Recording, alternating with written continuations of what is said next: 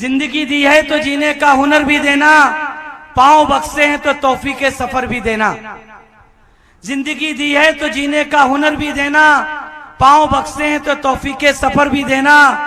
गुफ्तगू तूने सिखाई कि मैं गूंगा था, गुफ्तगू तूने सिखाई कि मैं गूंगा था, और अब मैं बोलूंगा तो बातों में असर भी देना, बातों में असर भी देना। साथियों, बहुजन समाज पार्टी केवल एक राजनीतिक पार्टी नहीं, बल्कि इन तमाम महापुरुषों के जिनके आप लोगों ने यहाँ पर चित्र लगाए हैं, उन महापुरुषों का एक पवित्र आंदोलन है जो इस देश में सदियों से सामाजिक, आर्थिक, राजनीतिक, शैक्षणिक और वंचित समाज को उनमें जागरूकता पैदा करके उन्हें इस देश का हुक्मरान समाज बनाना चाहता है। उस पार्टी का नाम है बहुजन समाज पार्टी। और साथियों,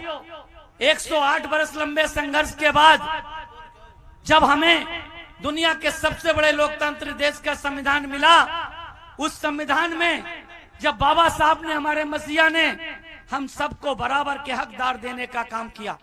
बराबर के हक देने का काम किया, चाहे हमारे मजहब की बराबरी हो, चाहे हमारी सामाजिक बराबरी हो, चाहे हमारे लिए न्याय की बराबरी हो, चाहे समता और स्वतंत्रता की बराबरी हो, उस संविधान की प्रस्तावना में लिखने का काम किया। लेकिन साथियों, हम लोगों ने देखा कि आजादी के इन 75 वर्षों से ज्यादा बीत जाने के बाद भी इस देश में, भारत के संविधान में दी गई सहूलियतों को पूरा करने का काम जो सबसे ज्यादा इस देश में शासन करने वाली राजनीतिक पार्टी है, जो अपने आप को सबसे पुरानी पार्टी कहती है, कांग्रेस पार्टी ने सबसे बड़ा धोखा करने का काम अगर किया है तो वो साथियों बहुजन समाज के साथ किया है। वो बहुजन समाज जिसमें साथियों SC, ST, OBC और साथियों खास तौर से धार्मिक अल्पसंख्यक समाज के लोग आते हैं, जिनमें से बड़े बड़े पैमाने पर जो धार्मिक अल्पसंख्यक समाज में ताल्लुक रखने वाले हैं, वो साथियों मुस्लिम समाज के लोग हैं। इन लोगों ने 50 वर्षों तक इस देश पे और आपके प्रदेश पे शासन करने का काम किया, लेकिन सबसे ज्यादा वोट देने का काम इस देश के दलित, पिछड़े और अकलियत समाज के लोगों ने किया। लेकिन कांग्रेस पार्टी ने आप लोगों के लिए कागजों में नीतियां तो बनाने का काम किया, लेकिन उन्हें जमीनी हकीकत पे उतारने का काम नहीं किया। अगर किया होता तो मैं आप लोगों से पूछना चाहता हूं कि आजादी के 75 वर्षों के बाद भारत के संविधान में हमें केंद्र की सरकार में 15% SC समाज के लोगों को, 7.5% ST समाज के लोगों को और 27% पिछले समाज के लोगों को रिजर्वेशन दिया जाता है। क्या आप लोगों का रिजर्वेशन केंद्र में या आपके राजस्थान में आज तक इन्होंने पूरा लागू करने का किया? अगर किया हो तो एक भी आदमी हाथ उठा करके बता दे। साथियों, आज तक इन्होंने पूरा नहीं किया। वहीं साथियों, दूसरी तरफ उत्तर प्रदेश है, वो उत्तर प्रदेश जो इस देश की आबादी का सबसे बड़ा प्रदेश है। उस प्रदेश में बहुजन समाज पार्टी की राष्ट्रीय अध्यक्ष आदरणीय बहन कुमारी मायावती जी ने 4.5 महीने, 6 महीने, 15 महीने और पूरे 5 साल की कुल मिलाकर के लगभग 7 साल की सरकार चलाने का काम किया। लेकिन साथियों, मैं आप लोगों को बताना चाहता हूं, इस देश में उत्तर प्रदेश एकमात्र ऐसा प्रदेश है जहां पर SC, ST और OBC का साथियों क्लास 3 और क्लास 4 में पूरा का पूरा रिजर्वेशन लागू करने का काम आदरणीय बहन कुमारी मायावती जी ने किया। साथियों, इस देश का पहला ऐसा प्रदेश उत्तर प्रदेश है जहां पर आदरणीय बहन जी ने प्राइवेट सेक्टर में रिजर्वेशन देने का काम किया। उत्तर प्रदेश एकमात्र ऐसा प्रदेश है जहां सरकारी कॉन्ट्रैक्ट में, सरकारी ठेकों में 25 लाख तक के ठेकों में साथियों SC, ST को रिजर्वेशन देने का काम किया। अब साथियों, फर्क आपके सामने है। जो अकलियत समाज के लोग हैं, मैं उनको ये बात बताना चाहता हूँ,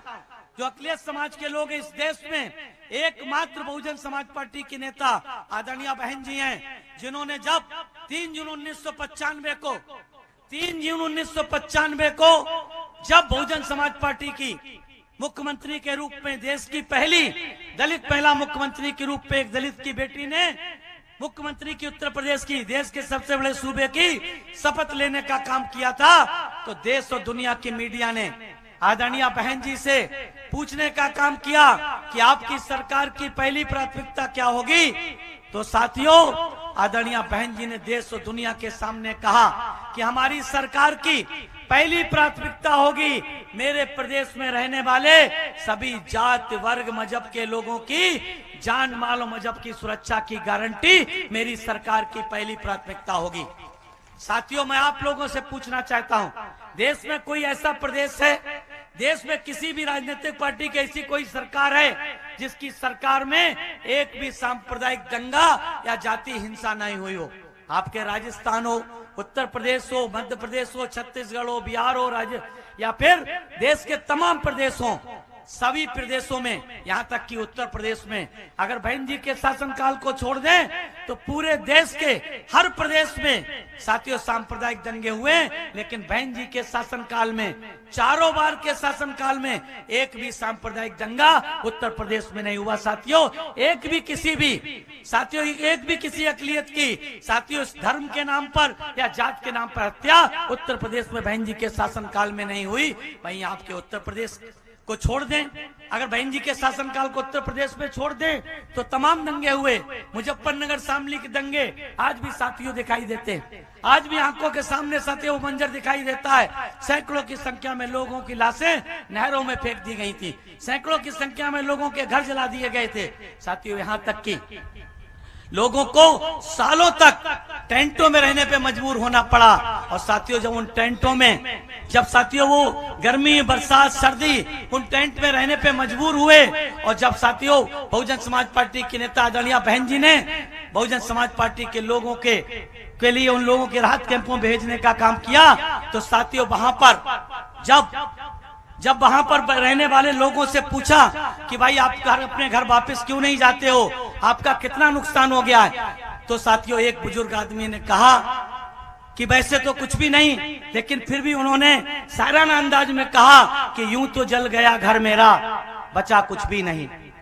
यूं तो जल गया घर मेरा बचा कुछ भी नहीं, लेकिन मैं जो बच गया तो जला कुछ भी नहीं, लेकिन मैं जो बच गया तो जला कुछ भी नहीं। और इतना कहने के बाद उनके चेहरे पे मायूसी आ गई,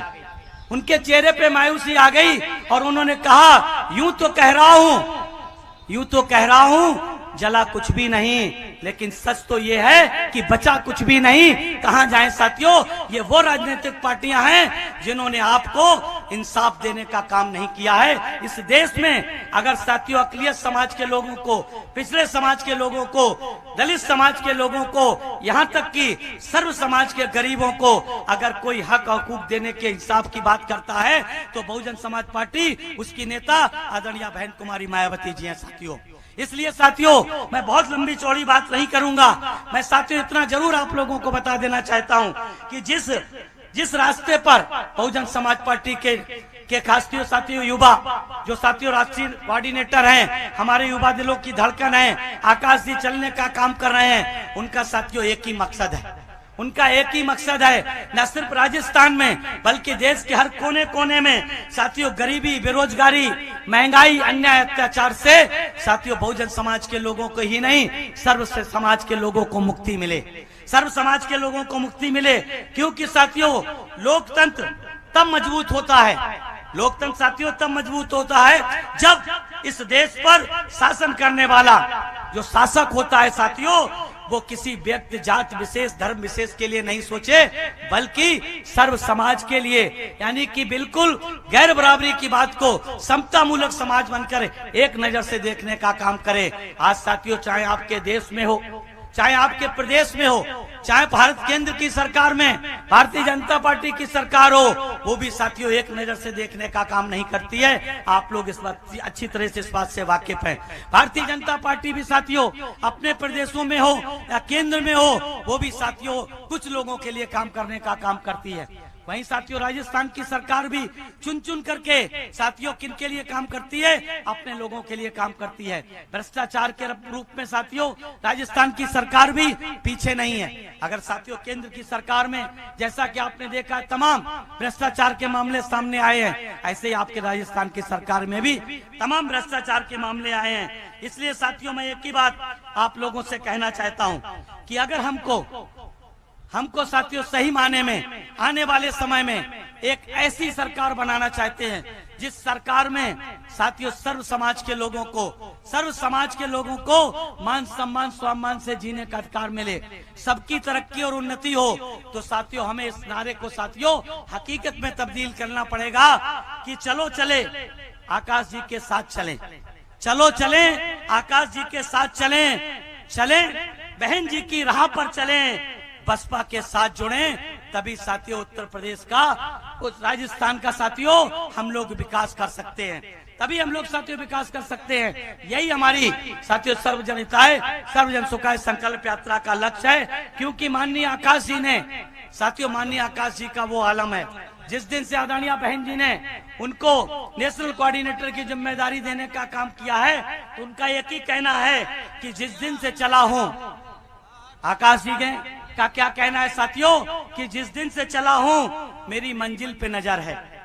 आकाश जी क्या कह रहे हैं बहुजन समाज के लोगों से कि जिस दिन से चला हूं मेरी मंजिल पे नजर है, मेरी आंखों ने कभी मील का पत्थर नहीं देखा है। और वो मंजिल क्या है साथियों, इस देश के आकाश जी की मंजिल है इस देश के बहुजन समाज को न सिर्फ राजस्थान में बल्कि पूरे देश में बहुजन समाज को इस देश का हुक्मरान समाज बनाना है। जो सपना कभी बाबा साहब ने देखा था, जिस सपने को साकार करने का काम मानव श्री कांसी राम साहब आदरणीय बहन जी ने उत्तर प्रदेश में किया है, उस सपने को पूरे देश में साकार करने के लिए माननीय आकाश जी हम लोगों के बीच में रात दिन मेहनत करके हम लोगों के बीच में जा रहे हैं साथियों। इसलिए आप लोगों से मेरा निवेदन है कि आकाश जी के साथ आप लोग बड़ी संख्या में जुड़ करके हर हाल में बहुजन समाज पार्टी के प्रत्याशियों को साथियों जिताने का काम करें। क्योंकि साथियों ये कहा जाता है कि मुश्किल नहीं है कुछ दुनिया में, तू जरा हिम्मत तो कर, मुश्किल नहीं है कुछ दुनिया में, तू जरा हिम्मत तो कर, ख्वाब बदलेंगे हकीकत में, बस तू जरा कोशिश तो कर, बस तू जरा कोशिश तो कर। इन्हीं शब्दों के साथ मैं अपनी वाणी को विराम देता हूं, आपका शुक्रिया अदा करता हूं। साथियों आप माननीय आकाश जी का एक एक शब्द सुनकर के जाइए, निश्चित रूप से साथियों आप लोग आने वाले समय में राजस्थान में हुक्मरान बनेंगे। जय भीम।